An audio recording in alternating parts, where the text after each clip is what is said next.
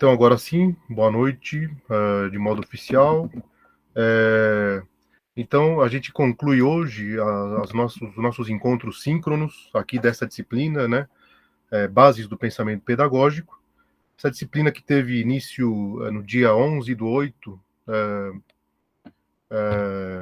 de 2025, né? Desse ano. Então, a disciplina que está desde agosto aí no ar, com 5 atividades online e atividades também presenciais, né? Para que vocês cumpram aí o que está previsto na carga horária desse componente curricular. Então, a gente começou discutindo essa disciplina com uma ementa bastante diversificada em termos de leituras, né, de compreensão, de interpretações, mas, sobretudo, com uma preocupação bastante direta, né, do ponto de vista daquilo que a gente compreende com a noção de bases, né? Então, qual que é a ideia direta? De como a educação ela se formou como uma ideia, né, e como essa ideia incidiu na realidade propriamente dita, tá? Como ela sai de um plano do campo das ideias e se materializa numa prática em termos de uma instituição escolar, né, de uma função social da ideia da escola.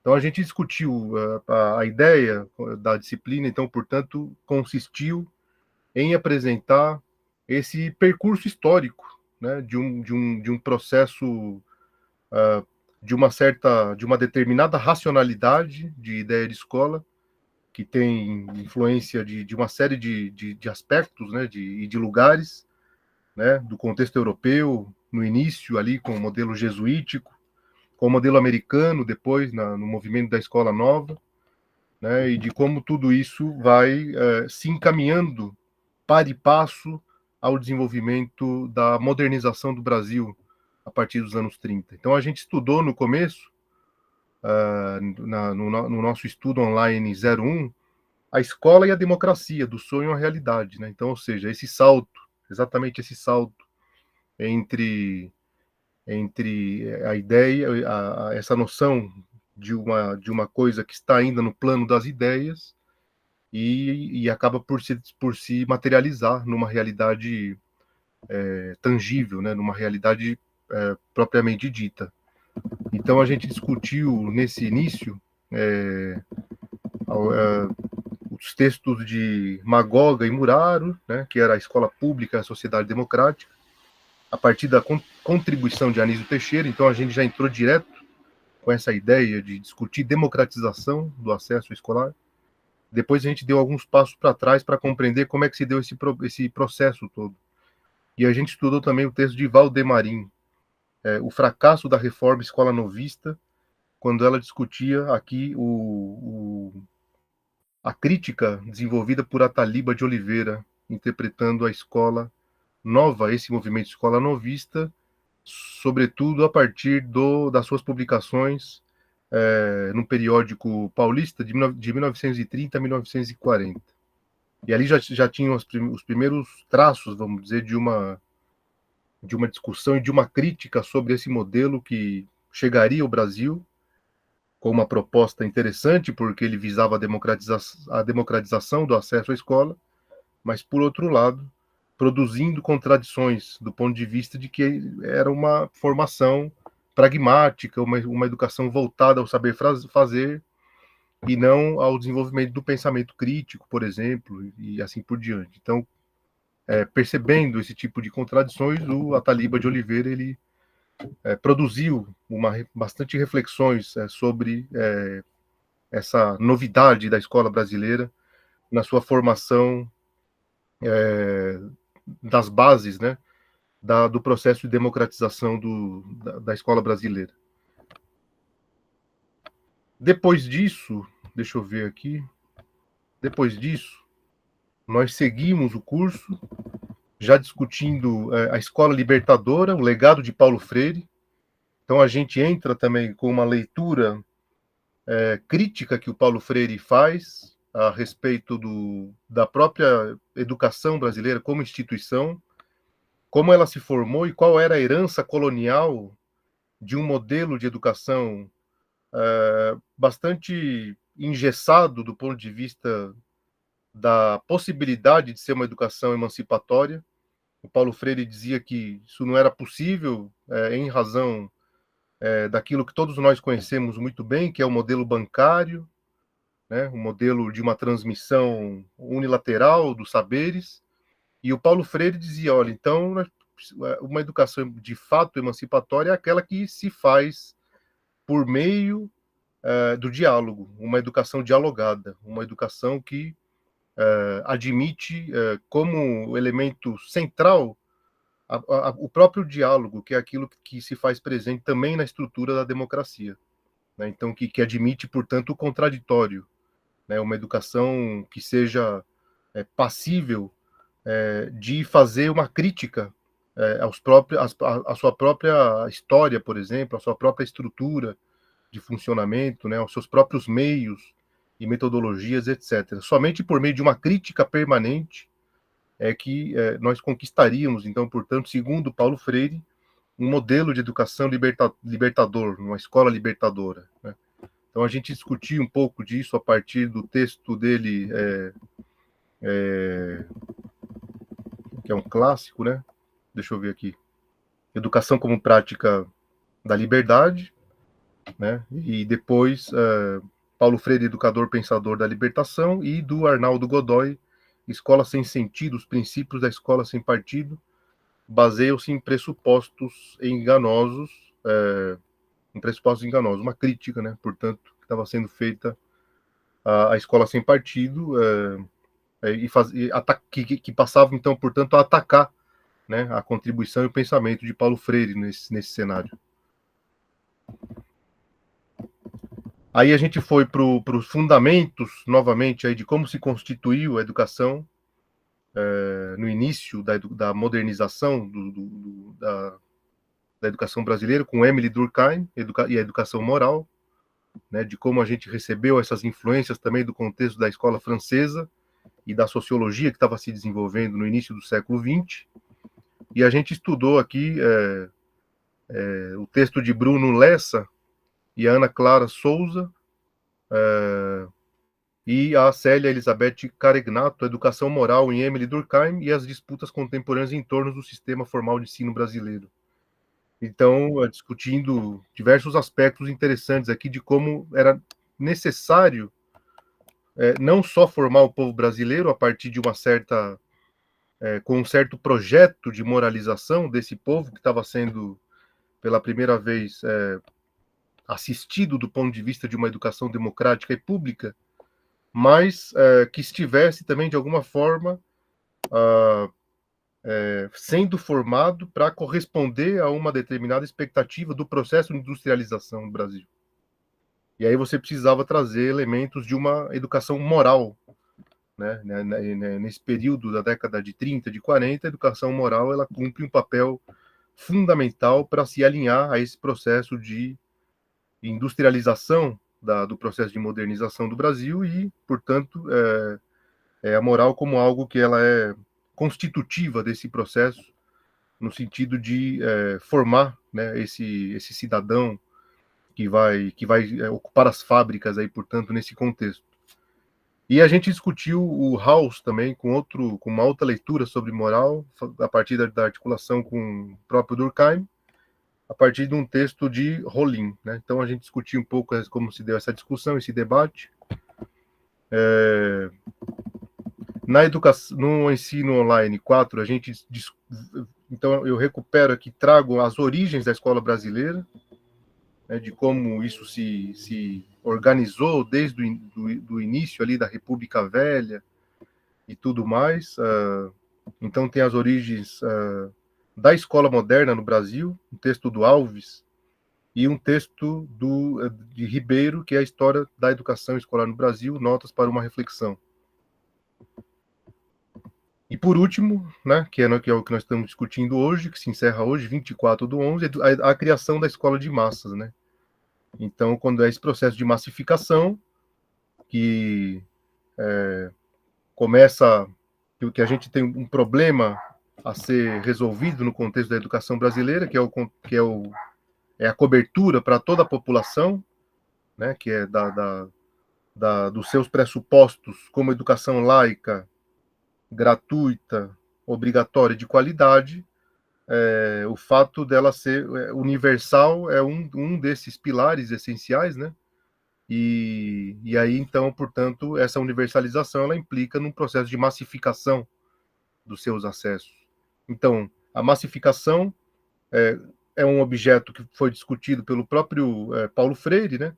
E ela tem um duplo aspecto, a massificação, porque, por um lado, você tem a massificação como reflexo direto da democratização, mas, por outro lado, você produz contradições, que eles podem ser ratificadores das próprias desigualdades sociais, se essa massificação não estiver acompanhada de qualidade mínima. Então, só a expansão ela não reflete uma cobertura em termos de uma educação emancipatória. Você precisa ter o acesso para todos, mas também garantir qualidade. Então, o que nem sempre é fácil, ao contrário, né? Talvez seja os maiores desafios ainda presentes para a gente enfrentar, né, no que diz respeito ao nosso modelo educacional, que ele conquista mesmo boa parcela da sociedade, inclusive atualmente com bastante expansão e capilaridade no ensino superior, mas se isso não vier acompanhado de qualidade, né, ele não garante exatamente quase nada, né? Ao contrário, ele pode produzir efeitos que são até negativos do ponto de vista da própria manutenção do modelo democrático que sustenta essa sociedade. Né? Então a gente estudou Saviani, Dermeval Saviani, né? Fordismo, keynesianismo e a nova educação. Basicamente, dois textos ali, que a gente começou a trabalhar um pouco algumas noções dele, mas eu vou tratar um pouco com vocês hoje esse texto da Lelis, que fala sobre o trabalho docente na escola de massa, que ele é mais atual, do ponto de vista de que nós vamos discutir de que modo a massificação ela produz alguns efeitos, e alguns efeitos colaterais dessa massificação, dessa noção de uma educação universalista que chega para toda a população. Mas quais são os efeitos que isso produz? Que sentidos sociais isso produz do ponto de vista do trabalho docente, por exemplo, ou do ponto de vista da qualidade de ensino e coisas do tipo. Tá? Então, eu vou entrar direto agora no mérito do texto, que é exatamente para tentar dar conta de qual é essa discussão que a Isabel Lelis está trazendo nesse texto, né, que ela intitula O Trabalho Docente na Escola de Massa, Desafios e Perspectivas. Né? Então, o que acontece? Isabel Lelis, né, que é da PUC, do Rio de Janeiro, e aí ela traz nesse texto o seguinte resumo. Ó. Esse artigo ele tem como eixo central o trabalho de professores na escola de massa hoje. Em um primeiro momento foram trazidas questões presentes na literatura internacional e nacional, reveladoras dos desafios que se colocam aos docentes, como e aqui ó, vamos grifar, intensificação e complexificação da profissão. Né? Então, algumas categorias já começam a ser destacadas, aí começa a ficar um trabalho muito mais intenso, daqui a pouco a gente vai explicar por que isso, e muito mais complexo também. Tá? Então, a atividade do professor, ela não mais se restringe aos saberes, às matérias, aos conhecimentos que ele tem que trabalhar numa sala de aula. Mas ele vai ficando um trabalho cada vez mais complexo em razão da estrutura burocrática que é a escola na contemporaneidade. A história se trata de uma instituição com uma complexidade burocrática e administrativa exatamente feita para produzir esses efeitos que ele produz na atividade docente, que é a intensificação do seu trabalho e a complexificação das suas atividades. Diversificação das tarefas, então os docentes eles não têm mais só a tarefa ética, vamos dizer, de ministrar conteúdos ou trabalhar ideias, mas eles têm muito mais coisas para fazer, o que acaba desgastando muito essa categoria, e coisas que acabam impactando, inclusive, na formação de professores, né? Porque tudo isso chega como demanda da formação. Então, nem a própria formação né, que são os cursos superiores, como esse que vocês estão aqui, por exemplo, nem a formação ela se ocupa somente disso, né? Ela acaba sendo desviada para outras demandas dessa estrutura burocrática que é a escola moderna, tendo em vista a busca pela efetividade do ensino. Em função da magnitude desses problemas, análises da Organização e Cooperação de Desenvolvimento Econômico, a OCDE, e da Comunidade Europeia foram incorporadas ao texto, dada a centralidade que assumiu o campo das políticas de formação de professores para os países membros desses organismos. Então, a autora ela parte das recomendações da OCDE, né, que lida basicamente com países em desenvolvimento. A última parte do texto tem a preocupação de analisar os principais problemas enfrentados pelo magistério no contexto brasileiro, como a sobrecarga de trabalho, um dos grandes desafios, né? O esgotamento crescente que vem acometendo os professores, como fenômeno cientificamente analisável, e as dificuldades que enfrentam a deatualização profissional já identificadas na produção acadêmica. Então, são alguns pilares, né? Ela traz, e veja bem, né? Isso aqui são fenômenos contemporâneos, tá? Esses problemas de sobrecarga de trabalho, de esgotamento, de burnout, absenteísmo, tá?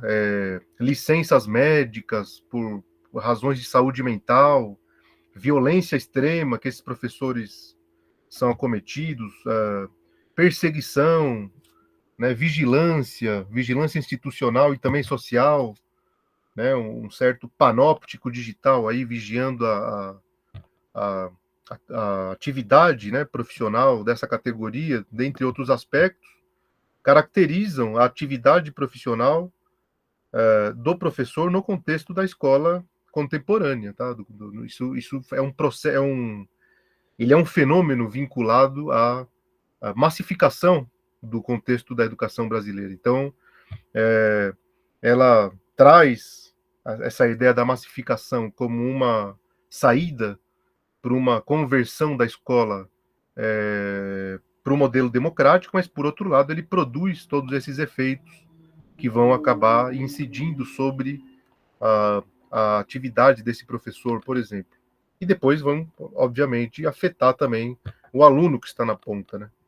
Então, a introdução, o que a Lelis diz é o seguinte, ela cita esse autor português, né, Formosinho, ela diz o seguinte, ó, este autor, ele aponta para o fato de que a escola de massa, ela é essencialmente heterogênea. Então, a gente já tem a primeira característica aqui, né, porque quando a educação deixa de fazer parte de uma elite relativamente homogênea do ponto de vista da cultura, do capital cultural e do capital econômico, e também das questões vinculadas à raça, à etnia, etc., elas saem desse plano homogêneo e se tornam essencialmente heterogêneas, né?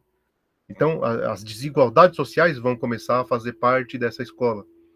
Você vai ter uma composição de uma sala de aula com uma pluralidade muito heterogênea aí do seu público, tá? Em termos de gênero, de classe, de valores, de sentidos religiosos, crenças, etc. Seja do ponto de vista dos professores, seja do ponto de vista dos alunos. Então, toda a comunidade escolar ela vai ser composta nesse contexto de massificação como bastante heterogêneo, o que é um problema a ser verificado do ponto de vista de que não é problema ela ser heterogênea, tá? Isso é positivo. Não é esse o problema. A questão é, ela tem que se planejar para isso, né? Uma escola tem que se planejar para isso. Não é a heterogeneidade, ela não é problemática, ela é boa e ela é saudável do ponto de vista de uma sociedade equilibrada, né? De uma sociedade pautada em princípios éticos do respeito, por exemplo, da solidariedade, da fraternidade, coerente que seja assim. A questão é que ela tem que se preparar para isso, para lidar com essa heterogeneidade, porque senão ela começa a se tornar aquilo que o Bourdieu apontava como problema da escola republicana, que é a escola democrática, como uma escola que acaba reproduzindo as desigualdades por dentro do seu funcionamento. Então, uma escola que, por mais linear que fosse, por mais republicana e democrática que fosse em aparência, ela terminava por reproduzir desigualdades internamente, pelos próprios mecanismos de funcionamento dessa escola. As avaliações, o fato de alguns alunos serem preferidos em outros preteridos. Tá? Então, o Bourdieu ele vai fazer todo um inventário aí desses detalhes que preenchem, né, a atividade escolar, trazendo essas contradições e mostrando como a escola, mesmo sendo democrática, ela produz e reproduz desigualdades o tempo inteiro. Então, portanto, ela é heterogênea e essa heterogeneidade ela precisa ser analisada, né? A escola de massas ela precisa se preparar para isso. Do contrário, ela se torna problemática. E aí ele vai estender o pensamento do Formosinho, dizendo o seguinte: há escolas em zonas rurais, em vilas, em zonas suburbanas e em zonas urbanas. Então, olha o tanto de cenários, né, de espaços que a escola acaba por preencher. Nestas, há escolas nos centros e em bairros, em zonas residenciais da classe média e em zonas degradadas. Como é evidente, esta heterogeneidade de contextos reflete-se na composição discente da escola diretamente na composição docente. Então, essa diversidade de espaços que a Lélia está trazendo e de realidades, ela precisa ser olhada com a complexidade que isso inclui, né? Que isso envolve os bairros, os contextos sociais, etc. Porque se não for assim, né, você trata toda a escola como se fosse uma mesma escola, com o mesmo funcionamento, com a mesma métrica, né, isso se torna problemático, né, porque você tem diferenças para serem observadas e olhadas com o seu devido cuidado. Então, é aquela a velha máxima, né, de que você precisa ajudar mais quem precisa mais. Né? Quem precisa de mais educação, mais cultura, mais indução para desenvolver determinadas habilidades intelectuais, etc., é aquele que menos tem isso já previamente, do que as classes médias abastadas, que já têm um privilégio, né, de nascimento, por assim dizer, de terem nascido em contextos mais abastados culturalmente. Então você precisa suprir aqueles que não têm com uma dose um pouco mais reforçada desses aspectos. Então não dá para tratar tudo com a mesma régua, né? E isso a sociologia, né, lança um olhar bastante rico de estudos acerca desses problemas relacionados à escola democrática. Aí ela traz os problemas, né, relacionados a esse assunto e ela vai dizer, olha, o texto que ela produz aqui, né, ela vai se dedicar à primeira sessão, tratando exatamente da intensificação do trabalho docente, especialmente na gestão da sala de aula, exigindo o desenvolvimento de competências para além dos domínios de conhecimentos e habilidades, ou seja, o professor ele começa a se desdobrar, né? Ele não consegue mais só se preocupar com a matéria, ele não pode, ele não dá mais conta se ele se ocupar só daquilo que ele, em tese, deveria se ocupar. Então, seja a alfabetização, né? Seja a literatura, se ele for professor de literatura, seja a geografia, e assim por diante. Ele tem que se envolver com outras atividades para ele dar conta de sobreviver a esse sistema que demandam dele, né, domínios e conhecimentos cada vez mais complexos, né? Ele tem que se envolver com tecnologias, ele tem que se envolver com gestão, ele tem que se envolver com diversos outros assuntos. Então, é uma sobrecarga, ele tem que se envolver com violência em sala de aula, ele tem que se envolver com um aluno com as mais diversas singularidades e laudos e não sei o quê. Então, esse professor, ele acaba sendo demandado dele uma energia para a qual ele não estava habituado historicamente. Né? O professor, historicamente, ele se habituou a um outro tipo de preparo, né? Um preparo de um domínio bastante completo e complexo de sua matéria. E depois saber ele uma turma relativamente preparada ali, né? A postos ali de receber aqueles saberes. E aí se depara com uma escola completamente modificada, né, que demanda dele um outro emprego de energia mental, física, intelectual, e que vai, portanto, produzir efeitos colaterais, né, desse professor, um sofrimento, adoecimento e assim por diante. Então, o segundo elemento que a Lelis trabalha é sobre as demandas sociais colocadas para a escola, formação para a cidadania, instrução, qualificação para o mercado de trabalho, ou seja, um tipo de demanda que também começa a chegar de fora com bastante pressão, aí esse professor tem que dar conta disso tudo. A terceira sessão, ela fala sobre a importância crescente no desenvolvimento profissional dos professores, tendo em vista a melhoria do ensino, importância essa ampliada a partir das políticas de avaliação dos sistemas escolares. Então, a avaliação, como SAEB, por exemplo, prova ENARD, qualquer dessas avaliações que a gente conhece, por iniciativa do Estado, eles acabam por desviar um propósito central, que seria o propósito a ser desenvolvido por um professor, por exemplo, né, uma iniciativa dele de liberdade de ensinar, de trazer um conteúdo, e na verdade ele tem que substituir todos esses desejos que ele teria em tese para trabalhar em sala de aula para corresponder a essas demandas de provas externas que chegam com muita força aos sistemas escolares e as escolas simplesmente se ajoelham para essas provas, né, para dar conta de produzir esses scores, esses índices estatísticos, depois que vão dizer, olha, aquela escola ficou em primeiro, aquela ficou em segundo, aquilo. Então acaba virando um verdadeiro frenesi em que perde-se o objetivo final da finalidade da escola e coloca-se um outro objetivo, que é a produção de uma métrica, né, de uma avaliação, quer dizer, de uma racionalidade técnica ali. Então, bastante problemático esse terceiro elemento que ela traz. E, por fim, na última parte, foram analisados os principais desafios colocados aos trabalhadores no Brasil de hoje. Entre os problemas mapeados, destaca-se o mal-estar profissional provocado pela sobrecarga de trabalho, pelo esgotamento, síndrome de burnout, pelos baixos salários e pelas dificuldades de atualização profissional.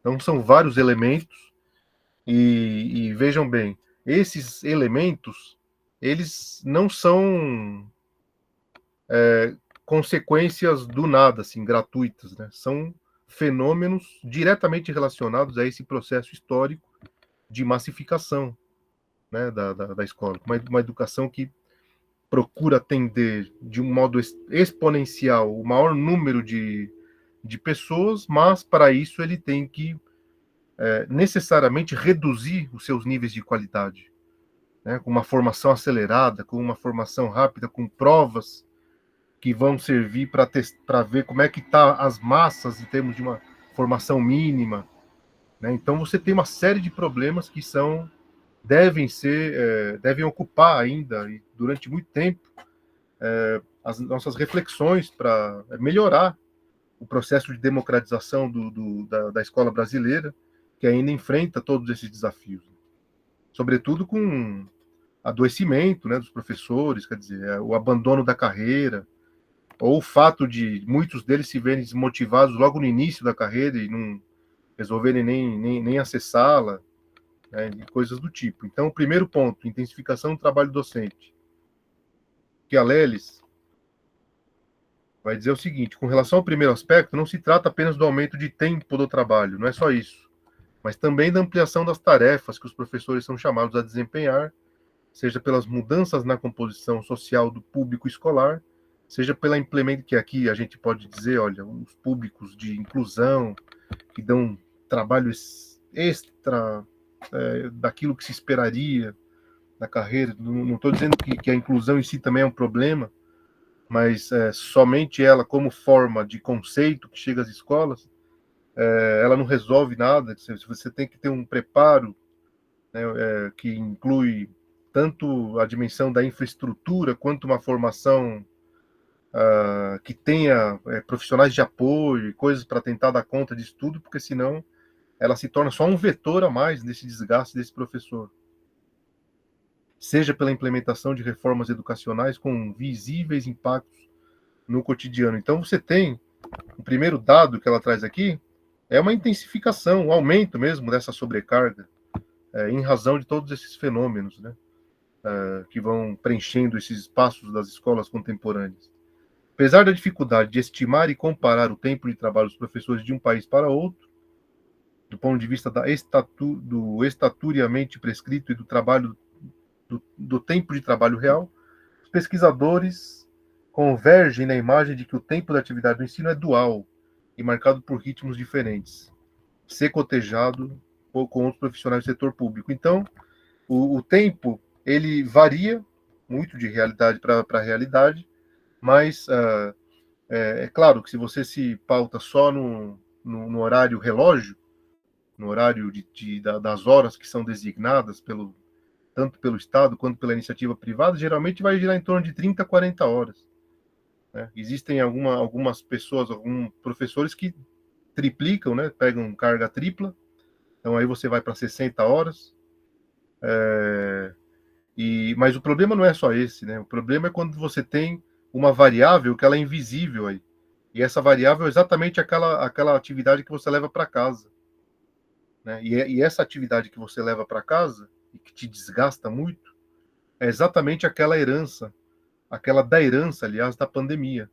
Né? Porque na pandemia a gente foi obrigado a ministrar, né, as salas, as aulas e tal, no espaço doméstico, e só que a pandemia acabou, e esse trabalho doméstico ficou incorporado. Então, de fato, os professores eles têm uma jornada presencial nas escolas e uma jornada virtual nas plataformas, onde eles têm que alimentar dados, preencher relatórios, preparar atividades. Então, é um trabalho que se estende pelos finais de semana, pelas noites, né? Então, ele ocupa e mais, né? E o mais grave, uma variável invisível, né? Porque ela não está medida nesses tempos de 30, 40, 60 horas, que são as horas relógios da contagem desse tempo, né? Então você tem um aumento intensivo, muito intenso aí desse trabalho, a partir dessa variável que nem sempre é mensurável. Aí você tem aqui mais mais um apontamento que ela fala, esses processos todos, lógico, né? Eles acabam por desvalorizar competências pedagógicas profissionais construídas ao longo de trajetórias. Então, não adianta o cara ser muito bom no que ele faz, é isso que ela está dizendo. Porque ele acaba ficando tomado por um sistema burocrático que não permite com que ele tenha mais uma identidade, uma assinatura de trabalho, alguma coisa muito própria dele. Ele vai ser absorvido por uma coisa que é maquinal, né? Que ela é alienada, ele vai ter que se submeter a uma estrutura de alimentar a plataforma, de corresponder às avaliações externas, a dar conta de uma sala completamente heterogênea e confusa do ponto de vista de uma organização mínima para que haja aprendizagem, e de outros determinantes políticos que chegam no espaço da sala de aula todo dia. Né? Então, isso vai desvalorizar, obviamente, uma competência pedagógica construída ao longo de um tempo. Então, isso não vai ter valor, vai começar a perder valor, e o que é um problema. Aí, o segundo ponto que ela traz, a diversificação das funções, que seria o processo de democratização e massificação, como em um quadro de declínio do Estado Nacional, você tem já, então, a grande influência do mercado aqui, uma escola cada vez mais neoliberal, né, cada vez mais convertida em empresa, aceleração dos processos supranacionais que assistimos a um sentimento de crise da escola, podendo se situar essa crise exatamente na sua abertura a novos públicos e nas mudanças nos modos de seleção. Para esses autores, em um quadro de igualdade de oportunidades, a seleção deixou de ser social para ser escolar, ou percebida como tal. Ou seja, a democratização do acesso a percursos escolares mais longos traduziu-se não apenas na desvalorização dos diplomas, mas na translação das desigualdades para níveis superiores do sistema escolar, em especial o ensino médio superior. Então você vai tendo um diploma cada vez menos, que tem menos valor. Esse diploma ele é cada vez mais fácil de ser conquistado, ele se expande com muita facilidade, e aqui ele vai dizer, tanto no nível médio, na educação básica média, mas também superior, e de modo que a escola não consegue fazer decifrar exatamente qualquer a distinção entre a qualidade e a quantidade aqui, né? Você democratiza pelo excesso de diplomas, mas não pelo excesso de qualidade. Aí você tem um embate aqui, um hiato, né? Um elo que não está resolvido. No quadro de um esgotamento do programa institucional, os atores passam de um desempenho, de um papel a um processo de construção de sua experiência escolar, sendo central a construção do sentido do trabalho realizado na escola. Trata-se da perda de legitimidade provocada pela distância cada vez maior entre expectativas sociais colocadas na escola e as possibilidades de sua concretização. Então, cada vez menos a escola ela tem essa relação entre expectativa social, por exemplo, mobilidade social, sair de um determinado extrato da sociedade e chegar a uns degraus, né, acima do ponto de vista da escala social.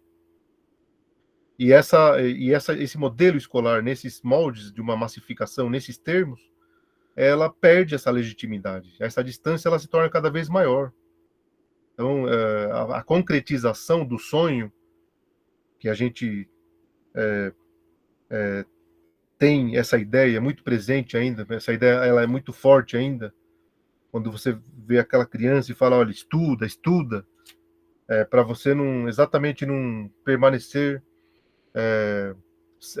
como na pobreza e coisa do tipo, cada vez menos isso é factível de ser uma realidade, de que o estudo, em tese, promoveria uma mudança na vida dessa pessoa, justamente porque esse processo de escolarização ele acabou se convertendo num processo de uma conquista de um diploma só. E só um diploma ele não te permite absolutamente nada do ponto de vista de um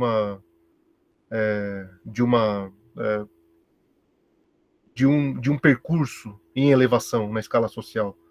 Você, para conseguir isso, dependeria de ter alguns domínios, algumas habilidades intelectuais, alguns saberes incorporados, um capital cultural minimamente suficiente para dominar exatamente o funcionamento simbólico para aonde você vai atuar, seja numa escola, seja como profissional de um outro campo de atuação, e assim por diante. Então, esse processo, esse fenômeno da inflação dos diplomas, de diplomas distribuídos para todo mundo sem nenhum tipo de medida de qualidade, ele se torna negativo nesse sentido, porque ele reproduz a desigualdade e mais, reproduz a desigualdade, só que agora podendo apontar o dedo para os culpados, que são as próprias pessoas. Então é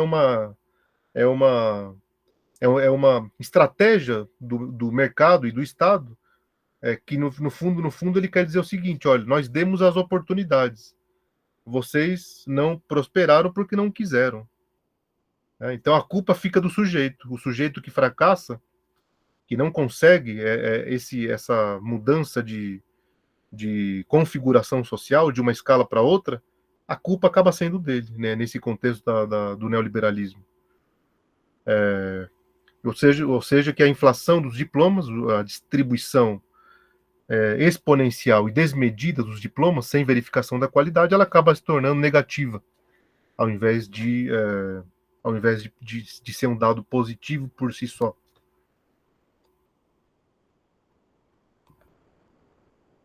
Aqui, a complexidade do trabalho é tal que leva o professor a ter que administrar tensões, e aí vai ter tudo aquilo que chega da sociedade, né? Vai ter que administrar tensões e microconflitos que inexistiam no passado, quando a escola possuía um público homogêneo e a sua função era apenas transmitir conhecimentos.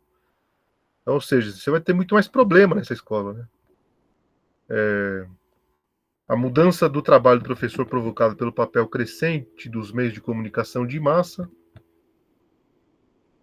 das tecnologias de comunicação, mas também pela crise dos modelos de autoridade e passou a requerer dos docentes habilidades não regulamentadas pelas burocracias, mas valorizadas social e institucionalmente e que incluem componentes éticos, afetivos e emocionais. A expansão da escola de massa trouxe um público multicultural, com modos de socialização familiar muito diversos dos padrões de referência do mundo escolar. Então, a escola,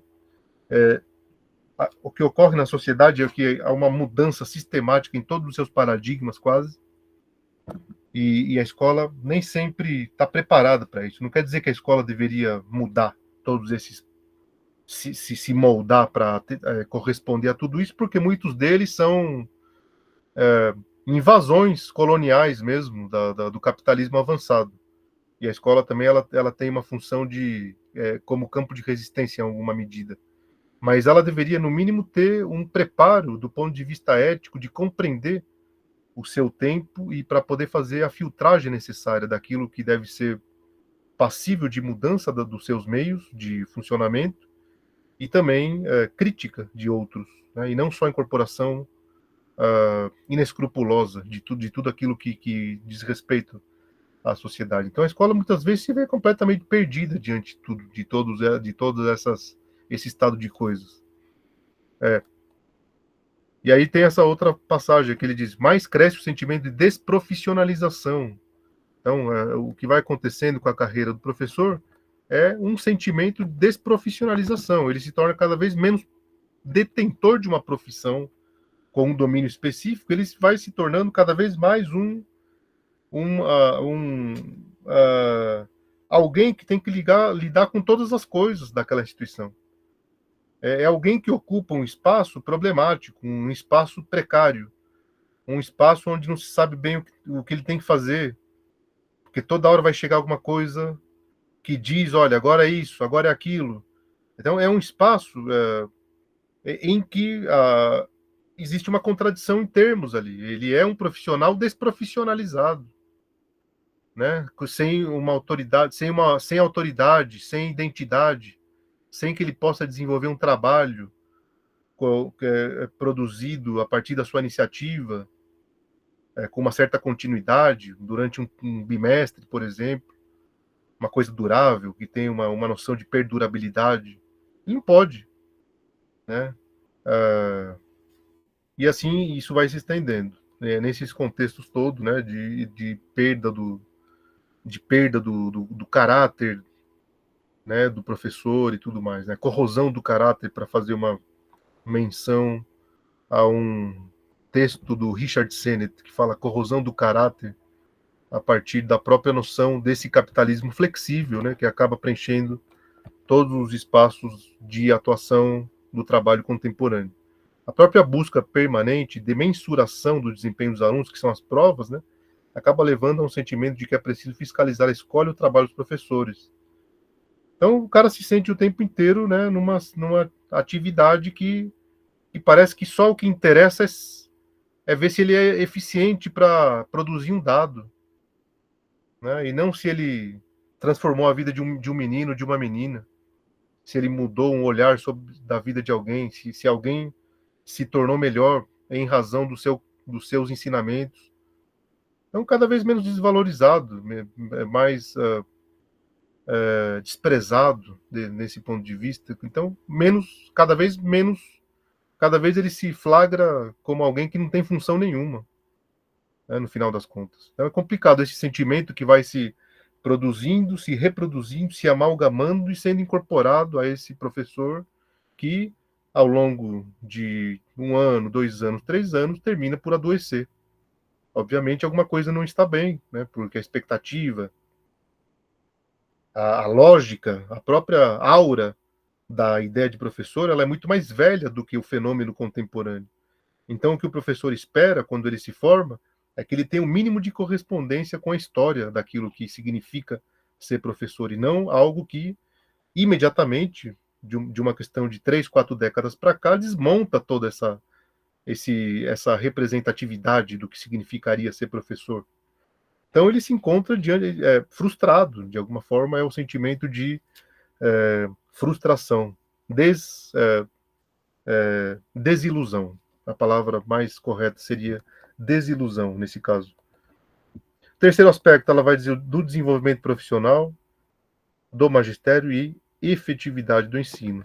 Nas últimas décadas, cresceram em importância os estudos e pesquisas sobre as escolas eficazes. Aí outra palavra problemática, né? E efetividade do professor tem que ser efetivo do ponto de vista da eficácia e ela tem que funcionar a partir dessas diretrizes da escola. A exigência de uma mão de obra docente de melhor qualidade é claramente e cada vez mais um assunto do Estado e ultrapassa fronteiras nacionais. Então, mas o que seria isso? Professor, um docente de qualidade? É aquele que, de alguma forma, não tem autonomia nenhuma. É aquele que é um mero operador da máquina escolar, dessa máquina contemporânea de que se espera produção de dados e de scores das avaliações. Então, o professor como intelectual, o professor como alguém que vai desenvolver a prática da liberdade, segundo Freire, que é aquele que vai desenvolver a crítica permanente, não só do seu contexto histórico, mas também de todo o entendimento do mundo para poder transformá-lo, ele vai ser cada vez mais raro, né?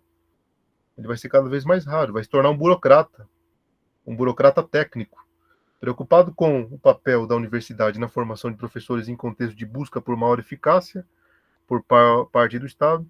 Claude Lessard identifica 3 desafios colocados nas instituições formadoras. A primeira trata da necessidade da universidade colocar em tensão perspectivas diferenciadas de desenvolvimento profissional dos docentes e da melhoria das escolas. Então, primeiro ponto que o Lessard coloca aqui, ó, necessidade da universidade colocar em tensão perspectivas diferenciadas e não só uma formação unilateral. O segundo desafio diz respeito à necessidade de proteger, a necessidade de os professores gerenciarem as políticas de avaliação, ou seja, de que essas avaliações sejam respeitadas a partir daquilo que os professores entendem por avaliação, e não como uma avaliação que vem de fora, e que esse professor tem que dobrar toda a sua atividade escolar para isso, toda a sua atividade e a sua liberdade para ensinar, ela vai estar subsumida, vai estar estrangulada para corresponder a esses dispositivos de controle. E, por fim, o autor adverte sobre o perigo da ênfase excessiva posta nos métodos quantitativos, ou seja, a produção de dados estatísticos sobre a escola, qual escola é melhor, qual dado é esse, qual percentual aquela escola tirou, aquela que tirou uma nota boa ganha dinheiro do Estado, quem não ganhou não ganha e é punida. Toda essa lógica perversa é uma lógica perversa do Estado e do mercado juntos, no sentido de colocar uma escola contra outra, um professor contra outro, um aluno contra o outro, essa política da violência, ou necropolítica, política da morte do sistema escolar, ela se manifesta por meio desse tipo de dispositivos, né? E aí, qual que é a função de um educador se ele não pode confiar nos seus próprios processos de avaliação de uma turma? A avaliação vai vir pronta, embalada, e ele vai ter que simplesmente ceder aquilo. Então, todos esses aspectos são problemáticos desse modelo da educação de massas, né? As políticas do Estado, avaliador, valorizam os instrumentos de medição quantitativa como os indicadores de rendimento, do sistema educativo expressos em testes para medir a aprendizagem dos alunos e a formação de professores. Então, medição quantitativa, tudo aquilo que a Diane Havitt escrevia no seu livro recente, A Morte, Vida e Morte do Grande Sistema Escolar Americano, né? Mostrando exatamente como esses instrumentos de avaliações externas destroem o sistema escolar nesse sentido. A escola não pensa mais em nada, ela fica obsessiva, ela fica obcecada, ela fica neurastênica, ela fica totalmente tomada do ponto de vista de sua subjetividade para corresponder a isso, porque esses instrumentos de medição se tornam a sua própria o seu próprio coração, ou seja, ela vive em razão daquilo. ela vive em razão de corresponder a esses instrumentos de medição. E aí todo o resto se perde. O ensino, a sensibilidade, o ensino pelo olhar, a, o contato com um determinado problema matemático para analisar aquilo detidamente e fazer com que os alunos possam avançar na matéria aos poucos. Esse gosto, o amor pelos saberes, a sensibilidade que isso deveria incluir, tudo isso é jogado fora nessa lógica. Tudo isso é abandonado. Abandonado e substituído por uma produção em massa de um dado que deve expressar numericamente um determinado quantitativo de sujeitos. Isso é para acabar com qualquer sistema de uma educação humanitária, uma educação humanista, né? Uma educação emancipatória, uma educação que acredita na formação enfim, no desenvolvimento intelectual, né, das pessoas e tudo mais, né, na crítica e tudo mais, né? Então, tudo isso é para destruir o sistema mesmo. E aí ela fala da OCDE, dá uns dados interessantes aqui, ó, um quadro apresentado.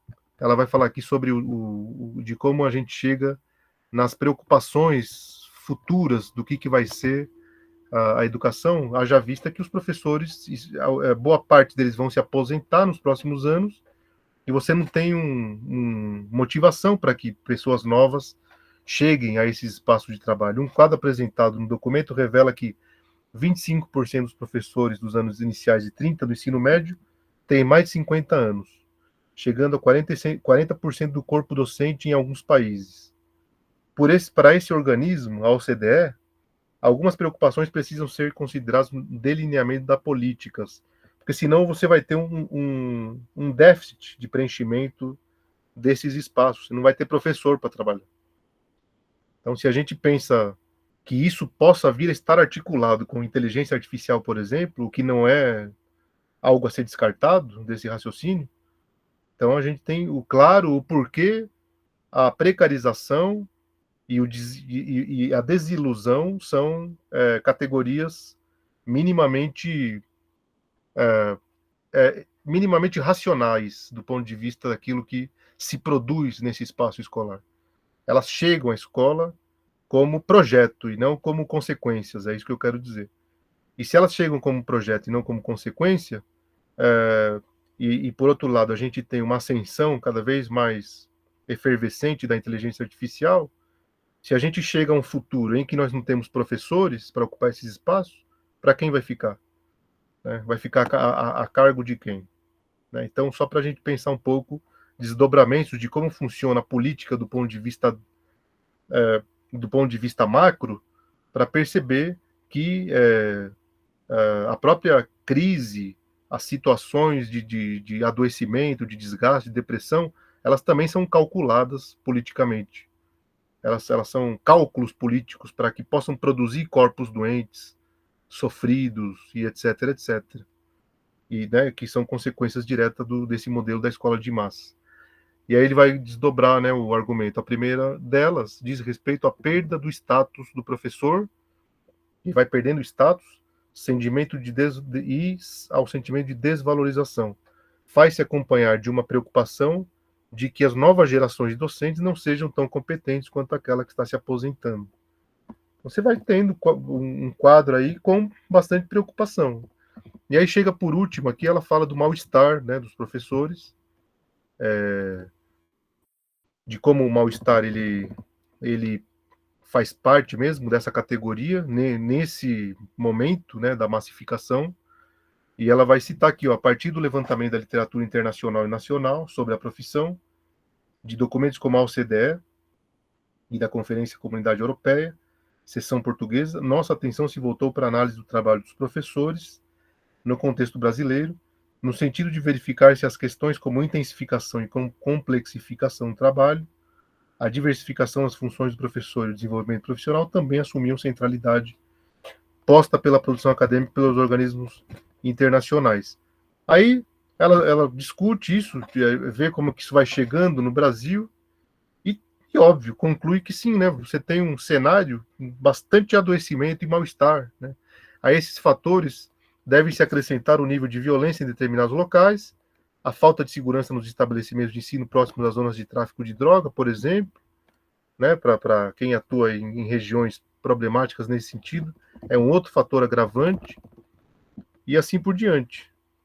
Tá? Então, esse é o quadro. Ela coloca como propostas aí o fortalecimento da categoria, né? O Novo ele trabalha com essa ideia, um outro autor português trabalha com a perspectiva de que o fortalecimento do coletivo ele é essencial para isso, né? No sentido de produzir não só um fortalecimento de escuta da própria categoria, de solidariedade, fortalecimento dos laços, mas também do ponto de vista de que não tem como você produzir uma resistência política ou com uma perspectiva de transformação se não for feita por meio de um coletivo que está empenhado, né, nessa transformação. Então ele traz algumas coisas nesse sentido, mas sobretudo mais interessante do que qualquer outra coisa aqui é a radiografia do que fica, né, dessa leitura contemporânea, mostrando os problemas e os limites da massificação, né, a massificação tão importante do ponto de vista da democracia,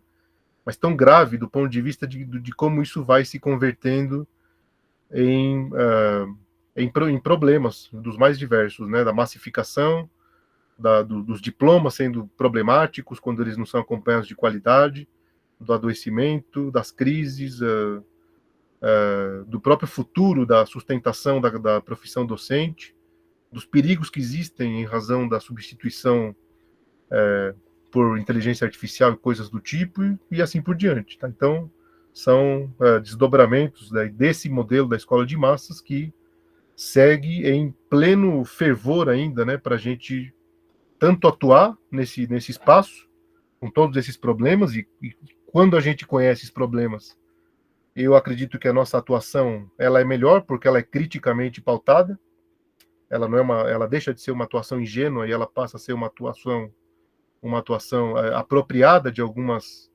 categorias ou de algumas questões problemáticas que ocupam esses espaços,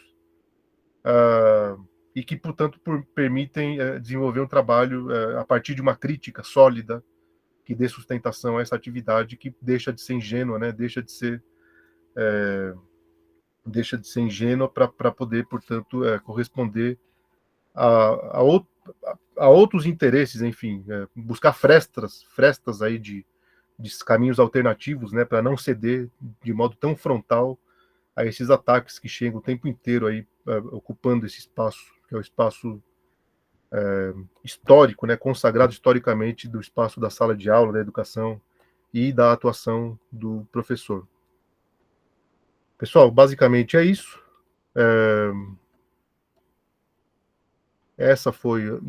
Esse foi a nossa exposição da noite. Queria ver se vocês têm alguma colocação, alguma pergunta.